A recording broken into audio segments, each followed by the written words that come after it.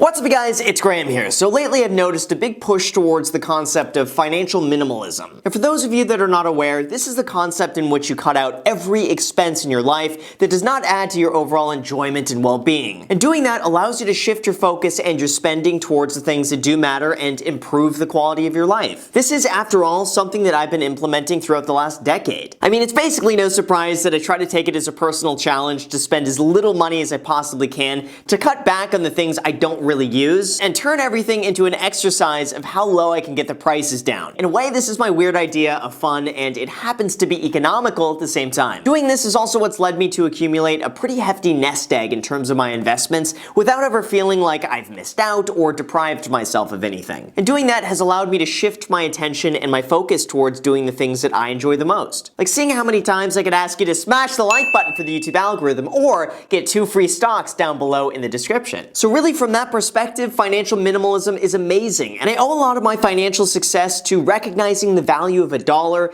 delaying gratification, being mindful of the type of spending and experiences that really just add the most value to my life, and otherwise just not buying stupid shit. But as great as this is, and as much as I love talking about it, financial minimalism does have one main flaw that needs to be addressed. And I'll be the first to admit, I wouldn't be here today if I just saved as much money as I could and otherwise lived a hyper-frugal existence without ever leaving the house. Because that alone is typically not enough to build up your investments to the point where that will cover whatever lifestyle you want to live. So for the way I see it, here's the biggest problem of financial minimalism, exactly what you could do about it, and how doing this could end up improving your finances really for the rest of your life. So really, from the way I see it, financial minimalism is all about taking a really simple, uncomplicated, and bare bones approach to your finances. By doing that, you could lead a more financially flexible lifestyle with less obligation, and that gives you more freedom to pursue what you really want to do. So it's all about cutting back on what doesn't matter so that you can spend more on what does. It's a constant battle of prioritizing your expenditures, figuring out where you get the most value, delaying gratification, and then sticking with it long term. The end goal is about maximizing what you have right now and then investing the difference to give you the financial security to basically pursue whatever you want to do and walk away from what you do not want to do. But there's also another side of this that's not really talked about that much, and that's because cutting back and saving alone can only take you so far. You can only save and cut back so much money before eventually you can't possibly save anymore or cut back anymore,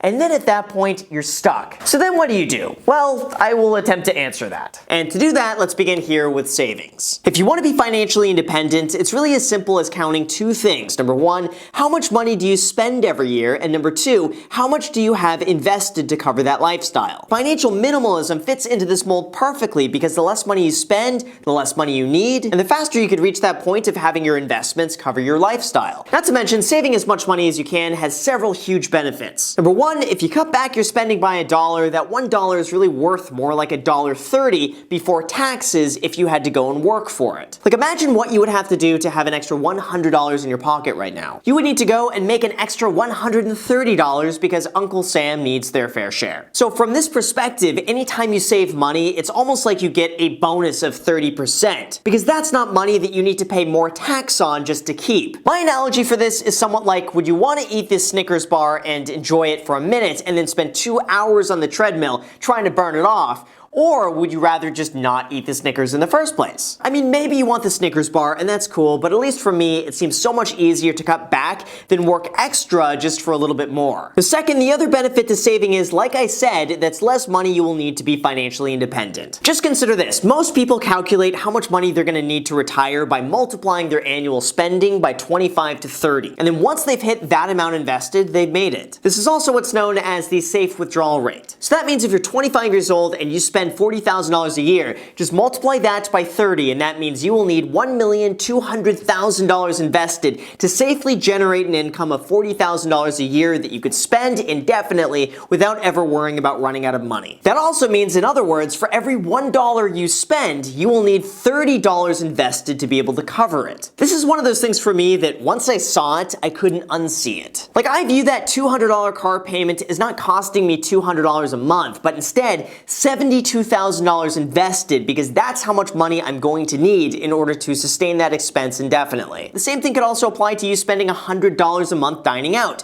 To be able to cover that expense indefinitely, you will need an extra $36,000 invested. This is why cutting back, even just a little amount, will have a big impact on how much money you'll need in the future. And just remember, for every $100 a month that you cut back on will mean $36,000 less money that you will have to have saved up in order to pay for it. And at least for me, recognizing this was pretty eye-opening. And third, for the majority of people, cutting back and saving money will have the fastest, most immediate impact on your finances over anything else. And this is the one area that you really have the most control over. You decide if you want to get that Mercedes or the used Honda. You decide how much you want to spend eating out every night. You decide if you want to live in a really expensive part of town or live 10 minutes away for half the cost. So in terms of what you can do today, literally within minutes, going through your spending, cutting back, and saving money is going to have the best ROI above anything else that you could possibly do. However, there can be downsides to saving, as hard as that could be to believe. But seriously, the reality is that saving money alone can oftentimes only take you so far. Even if you're able to save 50% of your income, sometimes that doesn't take you as far as you would like if you're only making, let's say, $20,000 a year. Or also, what's the point of saving everything if you're miserable doing it and can't do what you enjoy? And that's why financial minimalism is, in a way, just as much about making more money and maximizing your value as it is about recognizing what you want and what's important. This reminds me of an old Reddit thread I saw a few years ago with the title,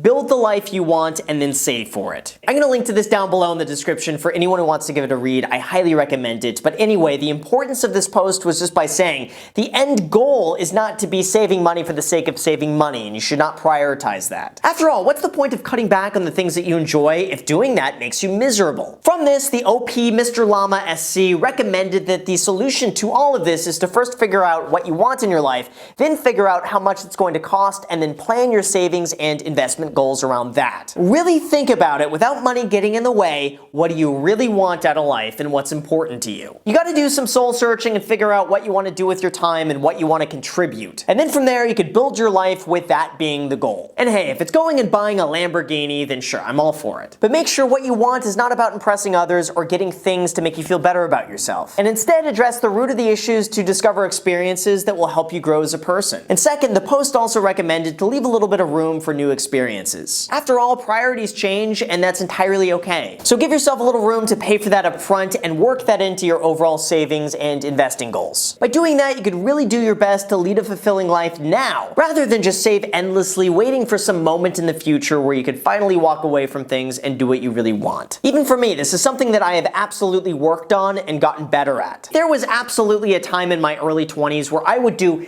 anything to save money. I mean, not anything, but anything. And I certainly missed out on a lot of great experiences just for the sake of saving an extra $30 by staying at home. And even though it's certainly worth it to be mindful of your spending and not live above your means, it's also just as important to think about the bigger picture and realize that life is not meant to be enjoyed at some distant point in the future. You could still have a chance at that now by living within your means and prioritizing your savings around that. And that is the point where earning more money comes in. Now, I'm almost afraid to mention make more money in the same video as financial minimalism because I don't want to give you the wrong impression or make it seem like I'm going against my core values. I mean, on the one hand, we have the connotation of hyper-frugality where we should all be content just living on the bare essentials. And then on the other hand, we have the assumption that making more money has to do with materialism, extravagances, and wastefulness. But I believe in a way financial minimalism can really just encompass both. And sometimes finding ways to make more money is the best solution if you found yourself having cut back as much as you possibly can but still not being able to save up for the life you really want. And at this point, diverting your attention towards increasing your income becomes a much better ROI than simply just cutting back. And with this, your potential is really unlimited in terms of how much money you can make. So making more money while keeping your lifestyle the exact same will fast track your journey towards financial independence and building up a portfolio that will cover whatever you want to spend. Now, in terms of how you can go about doing that, it's really such a personalized topic and each of us is going to be different. But generally, these few ways are going to end up giving you the fastest results if you want to end up making more money. First, if you already have a job right now, now, ask for a raise. I've done this several times when negotiating my commission split while working as a real estate agent, or also just charging more for my own services, which is kind of like me giving myself a raise, but you get the idea. I think it goes without saying, but sometimes the best way to make more money for almost minimal effort is just to ask for it. Second, another way to make more money that a lot of people don't realize or utilize is by switching companies. There have been multiple studies that have shown that people who switch jobs every 2 to 3 years make nearly 50% more than someone who stays within the same company. And according to Forbes, the reason why sticking with one company doesn't work is because when you're hired, they start you off from a base salary and then will raise you up based off a percentage of that. Although by moving to a new company altogether, you could start that baseline off at a much higher amount, way more than you would get by ever getting a raise with the first company. So here's what I recommend. If you're really happy with the company you're currently working for, then by all means stick with it. However, sometimes it doesn't hurt to look elsewhere and just see what else is out there. And you might just end up with an offer that's too good to pass up, and you might be inclined to move. Now third, depending on the work you want to do, going back and getting an education could be a great way to improve and hone your skills and potentially demand a higher salary, especially in the event you want to switch companies or ask for a raise. And fourth, working on a side hustle or side business could end up making you money during a time where otherwise you would just be watching YouTube videos like me watching these cat videos where they ding a little bell and they get food.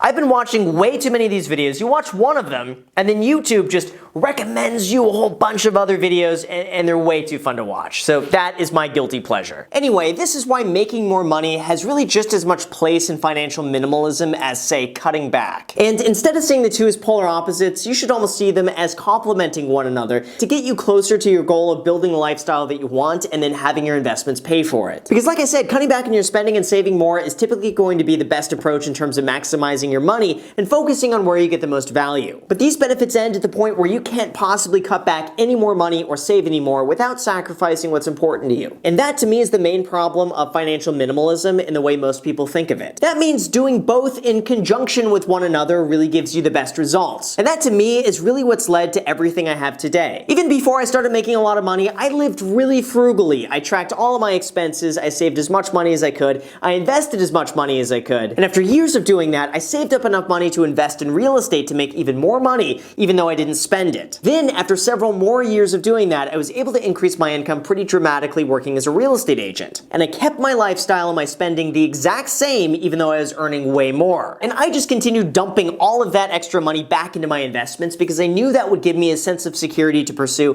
whatever I wanted to do in the future, as I knew inevitably my priorities would one day change. And sure enough, 3 years ago, I started making YouTube videos just for fun on the side to talk about my excitement about real estate investing, personal finance, credit cards, and smashing the like button for the YouTube algorithm. And once my YouTube videos began getting some traction, I decided to dedicate more time here to doing this, even though my career as a real estate agent was at its all-time peak. However, I knew I had enough saved up to the point where I wasn't really concerned about the money, and I was okay foregoing some real estate commissions in exchange for doing something I really loved, which was making YouTube videos. Even though at the time this channel was making less than 1/10 of what I was making as a real estate agent. And now, lo and behold, the tables have turned and now this YouTube channel makes more money than I ever thought was possible or imaginable. And really, if it were not for those early years of living hyper frugally and saving as much money as I could, I don't think I would have had the courage to take that leap of faith and pursue something just because I enjoyed it without being concerned of all the money I was giving up by working as an agent. And that is really the entire point of living below your means, saving as much money as you can, and then taking the opportunities that you enjoy the most. So with that said, you guys, thank you so much for watching. I really appreciate it. As always, if you guys enjoy videos like this, make sure to hit subscribe and hit the notification bell so YouTube notifies you anytime I post a video. Also, feel free to add me on Instagram. I post there pretty much daily, so if you want to be a part of it there,